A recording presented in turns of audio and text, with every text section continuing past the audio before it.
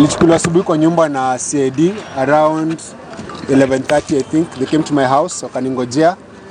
They said they've been told to arrest me. Hakuniambia reasons. And then I came here. Nikaenda kwa ofisi ya DCI. I was told that I'm part of a group planning a revolution. Kuna watu ambao wanapanda kuguza serikali. I don't know if those people are military, ama ni civilians, ama ni civil society. But there's a intelligence that the people planning to topple the government. That was what they told me. And that was it. Watu wako na njaa, watu wana makazi, watu wanasema kwamba wanataka kugeuza serikali, wapate makazi na wapate pesa na washibe. Hivyo tu. Hivyo tu. So wale ambao wanapanga maandamano ya kugeuza serikali, muni invite. I'm a revolutionary. Because if there's a revolution without me, there will be no revolution. I'm joking. But on a very serious note, I think it's a waste of taxpayers' money to summon someone on allegations or rumors. If people are tired and they want to revolt, it is their right to revolt. As Ndi says, if you are hungry, you're going to revolt. Watu ambao wameshiba hawawezi kugeuza serikali. Watu ambao wako na njaa na wana makazi wanaweza kugeuza serikali. First of all, allow me to apologize for the quality of sound in that clip of Boniface Mwangi. He was this afternoon released from police cells. Detectives had arrested Boniface Mwangi at his home on Monday afternoon, drove him to the Central Police Station where he recorded a statement. Well, Boniface is accused of organizing a revolution against the Jubilee government. He is alleged to have been plotting a revolution likely to cause civil unrest and also cause a breach of peace. And here is the thing. Forget the allegations of revolution and look at the state of Kenya and Kenyans in the last year. How bearable is life for Kenyans? Remember, the revolution in Sudan, neighbor, was caused by many things, among them cuts to bread and fuel subsidies. So what exactly is happening in Kenya that would get Kenyans having a conversation about the need to have a better life for all of Kenyans in this country? Let's start this conversation. This is the focus on the big story this evening. Allow me to bring in our lead reporter, Sophia Wanuna, who's speaking to Boniface Mwangi himself. Sophia, good evening. Good to see you. I'd like to know from Boniface, at what point, what exactly got him into trouble that saw DCI officers go after him today in the afternoon?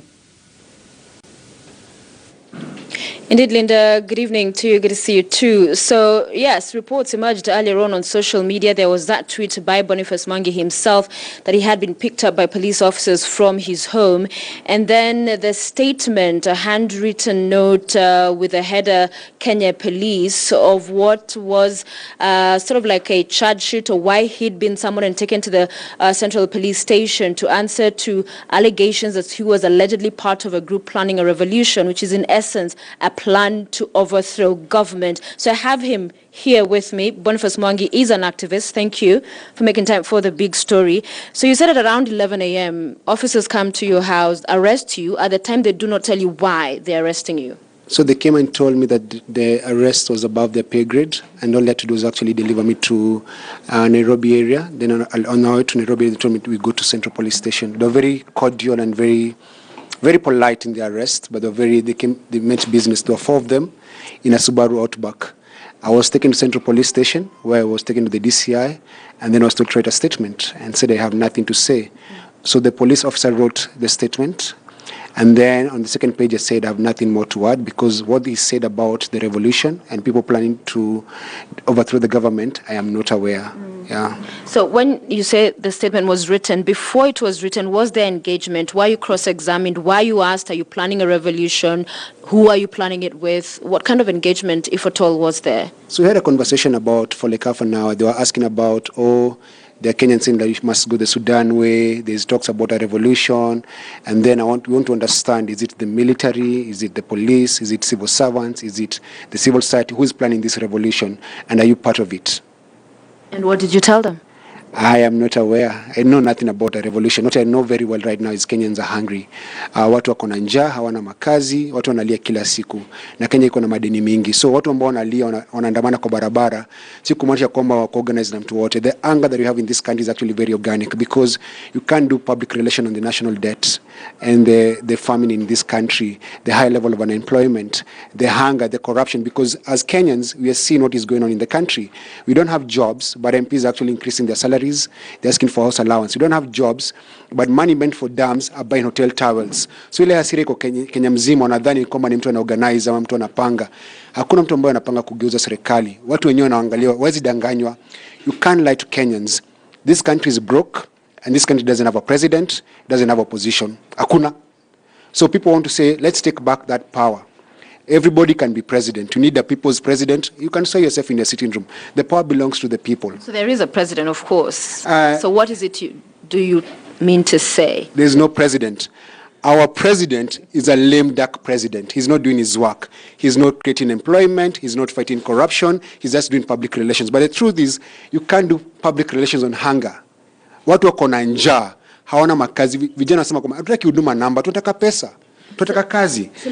That is what is going on in this country. So the anger, they think someone is planning to overthrow them. The truth is, they will be overthrown by the people, not by Boniface Mwangi. So let me ask you this. We will go back to the concerns and the issues of Kenyans that are valid, and there are many.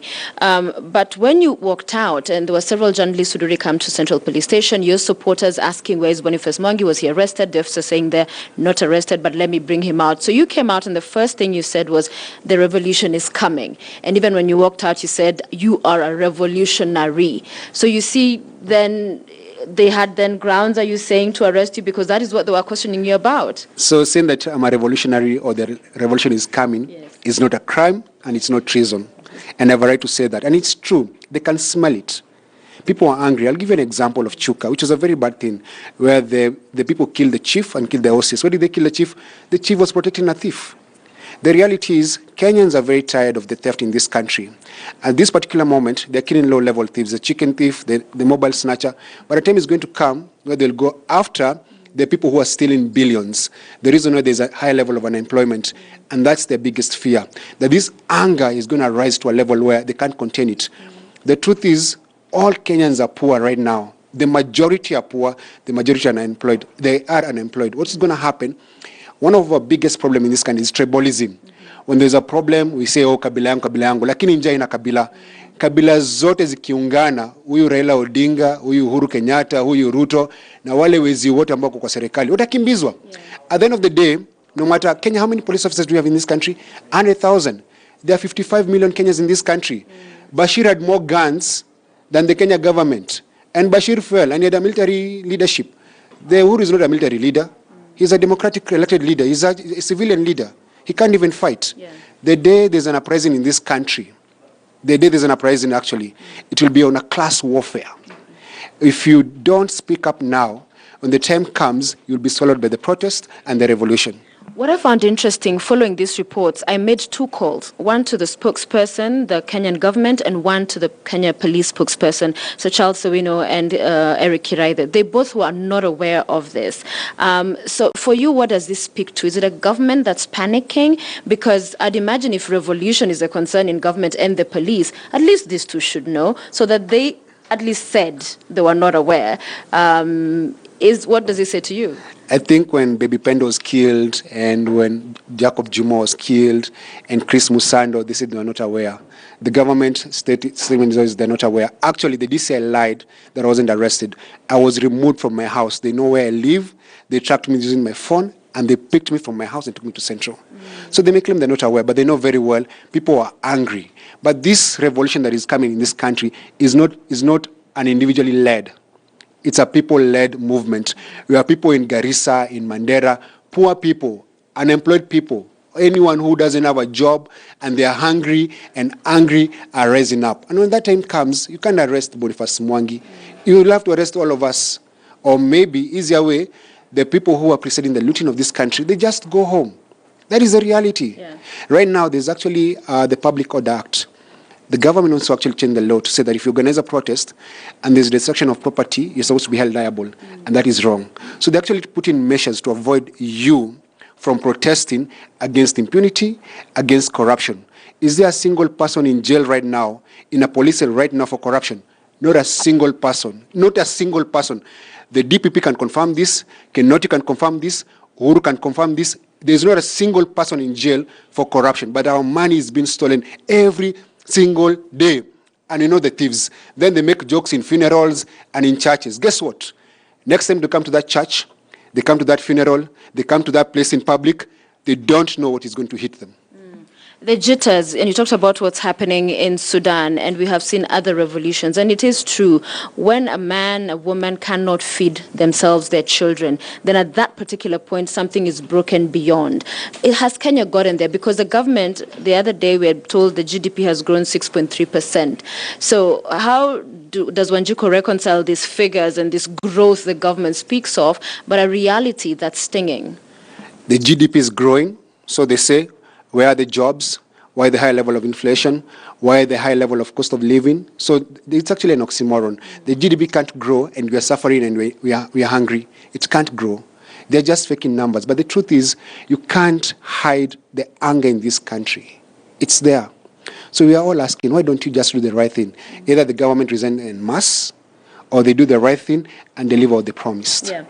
At the end of the day, you talked about also in one of your tweets that revolution is not treason. And my understanding, a revolution, true, is not treason when it's successful, when you're able to overthrow the government and life moves on. But when a revolution is unsuccessful, then the government, who you had sought, the individual had sought to overthrow, then would prosecute those people. Do you really see that happening in Kenya? So what I know for sure is that the revolution will come. It can be by the ballot, by the bullet, or by the Bible, but it will come. Yeah. Yes. To the Kenyans out there, and we've seen several issues from the drought, and one of the economists, the arguments they have made is this growth in GDP is as a result of the rise from drought and getting back the numbers looking up, but it's not an improvement from where we were. It's that we had dipped and now we've come back to level ground. So ordinary Kenyans who are suffering, how do they get their voice heard? I can interview you. Yes, once in a while we interview other people, but how does this, in your view, and you've run for political office, get to the politicians? Where are we going wrong? When we hear them talking about increase of salaries and all those things, what needs to actually happen? Wakenya, by the way, tunafaa tuamke. Wewe ni maskini, hauna kazi, hauna chakula, mtoto wako ana karo ya shule, na umenyamaza, unafaa uamke. Wherever you are, kama MC na kuibia mkimbize, kama MP na kuibia mkimbize. Anyone who is stealing our money, wakimbize. Usichukue hongo yao, usiwasikize, wakimbize. The same way, unakimbiza mwizi wa kuku, na mwizi ambaye anakuibia na kusumbua kwa mtaa, kimbiza hao wezi. Don't listen to them. The people destroying our country and looting this country are less than 10,000. We are 52 million people. What are you afraid of? You have nothing to lose. They can't kill all of us. Stand up. We are not afraid. The revolution is coming.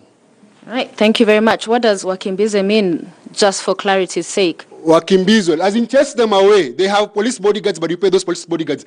Wo bodyguard wa police, by the way, is a very poor person. Anaishi kwa nyumba ya mabati. Kila mtu anaumia. Our military are dying in Somalia in a useless war.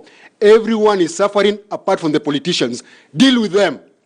Isn't that, wouldn't somebody argue, Boniface, that's inciting? Inciting violence? what? Just for clarity's sake. I'm just saying, the same way we arrest thieves in our community, those small, low-level thieves, we must arrest the big thieves. And we tell them, by the way, ukiachiliwa na DCI, na uachiliwa na koti, don't come to our village, you're a thief. And we must reclaim what they have stolen. The same way we reclaim Langata Primary School. Those hotels, those buildings built by stolen money, reclaim them. Chukueni. Hamuna pesa, hamuna makazi. Chukueni mpate pesa na makazi. Okay. I will ask you this, Ed said, final question, but opposition, those who say that is now dead in the post-handshake era, that there's not much of holding to account. Civil society, so we have you as an activist. How does a voice of holding government to account every other day consistently with facts and one that resonates with the people, how can that be achieved? So you see, these people were elected by millions of Kenyans. We voted. Your accountability doesn't end at the ballot box. Your accountability is a lifelong journey. Like every time you vote, the next 5 years, you must hold them accountable. So for every single person who voted, you have a right to demand better. You have a right to hold your leader accountable. What Jubilee promised, what ODM promised. We know right now that the Right Honorable Prime Minister Raila Odinga is a Jubilee influencer. Kwa hivyo yeye na Uhuru na Raila ni kitanda moja. There's no opposition. But the rest of us, the Kenyans who pay taxes, who elect these people, we are the opposition. If we unite and speak in one voice, they will hear us. Ujinga yetu ni ukabila. We refuse to unite because we are very tribal. But if we unite, we're going to be very powerful, and they will bow down and listen to us and do our bidding. And the truth is, no matter what happens in the next coming days, or in the next coming months and weeks, the revolution will come. Maybe not in my lifetime, but this country must change, because we can't have a country of the rich and the poor. They have and have notes, and the haves are like 10,000. They have notes of 52 million. What are we afraid of? Let's unite. Do you fear for your life? We shall all die. Are you afraid of dying? We shall all die. I'm not afraid of dying. Won't you die? We shall all die. Right. Yeah, die with your dignity intact. Asante sana. Asante. Boniface Mwangi, he is an activist speaking with us this evening. He says that revolution is coming. Maybe now, maybe not be in any of our lifetimes. We'll wait to see. But more important, Linda, are the issues that are glaring in the country. Those that face ordinary Wanjiko each and every day. Those that cannot be in any way talked away, not by any rhetoric, not by any narrative, not by any PR. So let's see how this conversation continues with your guests in the other side of the studio. Excuse me, Sophia Anuna there, speaking to Boniface Mwangi. Thank you. And in the interest of clarity, it is important that I do mention that the views expressed in this show do not represent the views of Standard Group. There are several allegations that have been made by Boniface Mwangi. They do not in any way represent the sentiments of the Standard Group. It's important that I make that very clear in this show. So let's have this conversation about which way Kenya. Let's talk take on the Republic of Kenya. We're speaking to Suba Churchill from the National Civil Society Congress. We also have Danstan Omari, who will be joining us from our City Center studio. And Churchill, let me begin with you, just where Sophia has left it. There are several issues that are facing this country that cannot be wished away, that cannot be talked away, that have to be dealt with. The key one that I know that has been boggling the minds of Kenyans is the issue of corruption. And there's a feeling, Churchill, in the country that that war against corruption has now suddenly gone cold. Yes, of course, I have not in the recent past witnessed any study as to gauge the opinion of Kenyans about the fight against corruption. But I will also tell you that there is a sense in which that war is being waged. When you wage the war against corruption within the context of a very liberal constitutional framework like we have, where even people who have been arrested, like Boniface Mwangi, you know, have a right to be told why they are being arrested. And I think the reason why police had a handwritten, paper was because that they know this guy knows his rights, and the Constitution requires that, a person be told why he's being arrested. So when you wage a war against corruption within that context, it becomes very, very difficult for people to resort, or people in authority to resort to other unorthodox means and tactics, like would happen if, for example, under the former constitution that we had. So I understand the frustration that some people have, but I also understand that those in authority can only act up to a certain limit. I think you remember when there was public expectation that the president would, for example, fire certain cabinet ministers. That didn't happen. The president was very careful, because you remember in 2015, he did exactly that, and was left with some egg on his face, because these people finally never got proven guilty. And so some of the things that we may want to do, and which may look politically correct, may not be legal, may be unconstitutional. And what the president was trying to do is to avoid playing into the hands of those who have alleged that he is biased and is using unorthodox tactics to sort out certain political differences with those that are perceived to be opposed to his standpoint. Yes. Danstan Omari, can you hear me? Perfect, I can't hear you, Linda.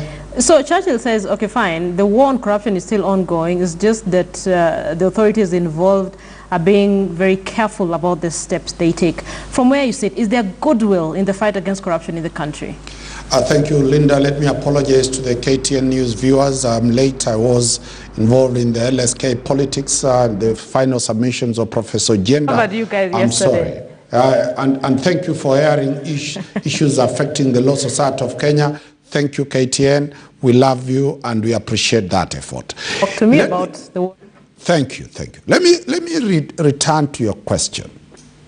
Is the war on corruption having the political will? It doesn't have. Is the war on corruption having the technical skills and capacity to deal with this monster called corruption? Does the multi-agency skills, does the DCI, the DPP, the EACC, all these organs have the capacity to deal with the corruption? Definitely no. Are citizens expecting blood to be shed in terms of convictions? 100%. So really it is an anticlimax, and Kenyans are getting so jittery that really the problem has not been at the judiciary, the problem has been at the investigation stage, that nothing of substance is coming from the DCI to the DPP to the EACC before the courts. And that's why Kenyans are getting jittery that it is political rhetoric. Nothing really is moving forward, Linda. Dunstan, there was this argument that perhaps most of these individuals who are being accused of different corruption issues are being judged by the court of public opinion. And the President Uhuru Kenyatta, in his last State of the Nation address said, I mean, let's not focus so much on the court of public opinion. So is it that there's too much expectation and Kenyans want things to run at a speed that cannot work? Or is it that someone just went and sat back? What happened, Linda, is that when the president started in his second and last term, he was misadvised. He gave Kenyans hope that people are going to be convicted tomorrow. He appointed new people to the DCI, to the DPP, to the EACC, who were giving the Kenyans hope, serious hope that was not based on any fact or any evidence. So Kenyans were expectant, pregnant for results. It has taken too much time. They never anticipated the type of legal defense. The lawyers were going to put up serious fights to defend their clients. They never anticipated that line. So I think the mood was wrong. The message to the nation was to be, if I was consulted for free, is that the journey towards convicting a person is not a walk in the park. So that is why now everything is boomeranging. Churchill, can you hear me? I can hear you very well. Okay. Husband says, no, there's no goodwill in this fight against corruption. And for a good number of Kenyans, we also high-profile individuals, including cabinet secretaries, being summoned to the office of the Directorate of Criminal Investigations here in Nairobi. We've seen a couple of governors being summoned as well to the EACC. When you look at that war against corruption and what Dunstan says were high hopes that were given by the president, would you say the government has failed in its fight against corruption? Not really. I would say that, and I'm surprised by some of the things that Dunstan is saying, because as an officer of the court, he knows that there is something that they as lawyers call due process. He knows that there is a limit to what the executive can do. The executive will investigate, the executive will arrest, the executive will prefer charges in a court of law and leave the process to the court. And we all know that there are challenges, capacity challenges within the judiciary. I would also be surprised if people were to be arraigned in court today and the following day they are either convicted or discharged. So there must be due process, because these courts were not freshly established courts of law. They were courts that already had issues that were ongoing, and therefore when these charges come, they are put within the calendar of the court system so that the people are heard. And I want to believe that there is still a commitment, as was stated, to have the cases heard non-stop once they start. And I've been reading the papers closely and seeing that some of those hearings are about to start. Secondly, I want to say that from where I sit, I think we have had this talk about the fight against corruption. We had it during previous regimes.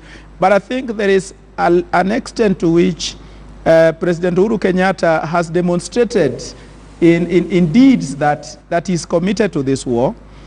What may be perceived to be lack of political will is the confused messaging that is coming from the presidency. People expected that the presidency that consists of the president and his deputy would be speaking in one voice, so to speak, on matters corruption. But every time, there is a message from the president himself, you hear the deputy saying something else, and that has been misconstrued, and of course, understandably so, that there is no goodwill to fight corruption. Secondly, and for me that is a demonstration of political will, is what Dunston himself has acknowledged, that the president indeed did some shake-up in officers charged with the responsibility of investigating instances of corruption.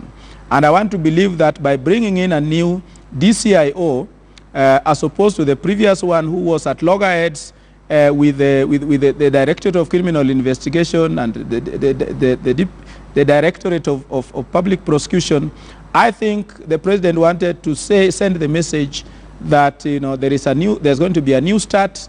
We are not going to have people who have baggage, and therefore those who are corrupt have learned to manage. And therefore those, to me, are the clearest indication. And you have heard the president time and again, and I think he has learned his lessons from it, attacking the judiciary for not doing enough. And I think those who advise the president that it is a bit dangerous to attack an institution of government, knowing very well that the judiciary cannot move at the same speed as the executive would do, because actions undertaken by the executive can be done on a moment's notice, but the judiciary has to go step by step to ensure that they still respect the rights of those who have been accused, irrespective of their charges.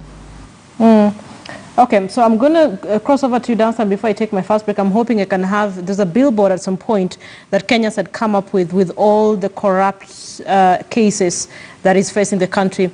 Dunston, so I want to wrap this first side of this conversation by just talking about the hopes that Kenyans have. I was listening into Boniface Mwangi and just listening into Kenyans and reading social media reactions as well. Kenyans are frustrated. They're frustrated because they say, we've had several cases of corruption touching on several individuals. There's been no high-profile conviction as yet. We've seen people being dragged to the DCI and ESCC offices, and we're yet to see any serious indication as yet that this government is serious in the fight against corruption. Churchill says there's due process. In as much as you're saying the fight against corruption has been lost, there's due process. As a lawyer, surely you should know that. What I'm concurring with Churchill is that the law worldwide takes time. It grinds slowly. But the executive cheated Kenyans that they are able to arrest. Remember, the message was, we are going to clear up committee, remove every petty offender, because we are bringing in the big fish. Where is the due process? There can never be a matter that can be concluded within a year. It is a pure lie. There are very many actors in a criminal process. There are the advocates, there are the prosecutors, there are the witnesses, there is the judiciary itself. All these four people have diaries and they have other matters. There are people losing relatives who are going for funerals. So in my own view, the president was not properly advised by his handlers, and that is why it became two. Later, let me also put it very clearly. Kenya is a political country. The position of government is a political process. The president is not an executive without him coming to power through a political process. The people who voted, who supported, who funded, who laid their necks out for the president to win are the same people being targeted for corruption. Do you think they will sit and watch? They will fight back. So corruption is not a simple matter because it is the formation of government. Look at the funding of the political parties. Look at the funding of presidential elections. Look at the funding of the parliamentary seats. it is purely corruption that funds those processes. And therefore, when somebody sits at the DCI and somebody sits at the EACC, he imagines that he will deal with an offense called corruption to the exclusion of politics. The politicians will always come together and gang up together. Like now, the president is in catch-22 situation. How does he deal with it? The political class seems to be gravitating against his wish. Will the executive, who operate by a mere appointment letter without a constituency backing them, survive? There is a likelihood the president has gone quiet, and that is what I'm saying. Had the president been given proper advice by his handlers, he could not have opened up the battlefront on corruption for everybody. What went wrong? And this is what I've never failed to tell the DCI, the DPP, and the EACC boss, that you cannot go all over arresting 100 people every Friday. You think that case will proceed. For example, there are cases where we have more than 52 accused persons who will testify against the other. So the practicability of dealing with these cases is what is now the nightmare to the DCI, is what is the nightmare to the state. And the president has found out that the political class has pulled back. He must face it head on. Okay. And that's why the situation is totally hopeless. And you see Mwangi coming out and saying, Kenyans, we did a revolution. Because people have already started saying there is no more lies. Okay. So just listening into you, the one, corruption has been politicized, and Kenyans will probably have to wait a little longer. As Churchill says, there's a whole process that's involved in it before they can see convictions on these cases touching on corruption. But it's not just corruption that is on the minds of Kenyans. And when we come back from this second break, I want to look at other issues as well that are getting Kenyans very upset about the Jubilee administration. Let's take that break now on The Big Story.